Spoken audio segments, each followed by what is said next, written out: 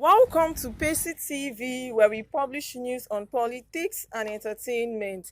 We have a trending news for you today, and the headline here reads: COVID-19, people with over 5,000 in bank won't get palliative, says federal government.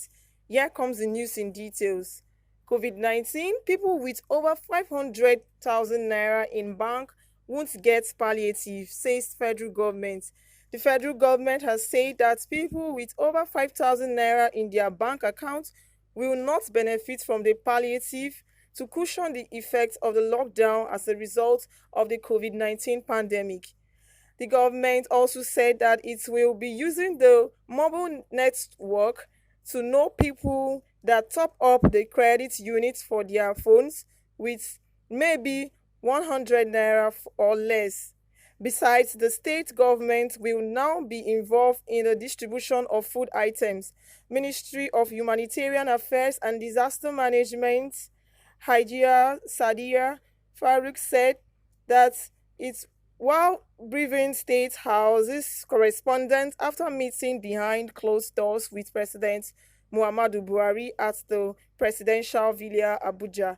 The ministry also said that the ministry will now focus on the urban poor as it carries out with President Buhari's directive on the distribution of palliatives to cushion the effects of COVID-19 in Nigeria. According to her, you are aware that the president, in his broadcast of Monday, 13th April, directed that we expand the beneficiaries of the conditional cash transfer by 1 million, and in this regard we are going to focus more now on the urban poor. These are people who depend on the informal sector in their places, and they also earn their livelihood. They are daily wages earners, and these are the people that we are really going to focus more on, as well as people living with disabilities. Giving details on how to identify the beneficiaries of the stimulus, she said that the ministry has three options to be adopted in selecting the beneficiaries of the scheme. She said, well, as we have three options: one, we are going to use the National Social Register that we already have; two, we are also going to focus on the urban poor, as mentioned, by using their verified BVN account to get them. That is, people that have an account balance of 5,000 naira and below. We are also using the mobile network to know people that top up the credit unit for their phones with maybe 100 naira or less.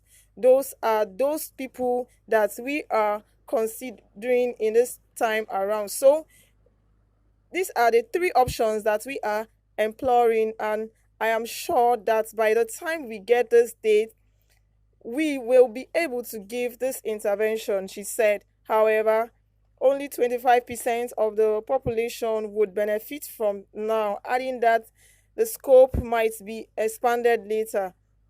She said, let me also say that we have a standard 25% of the total population is what we will take out. It cannot go round everywhere, but we are starting from somewhere.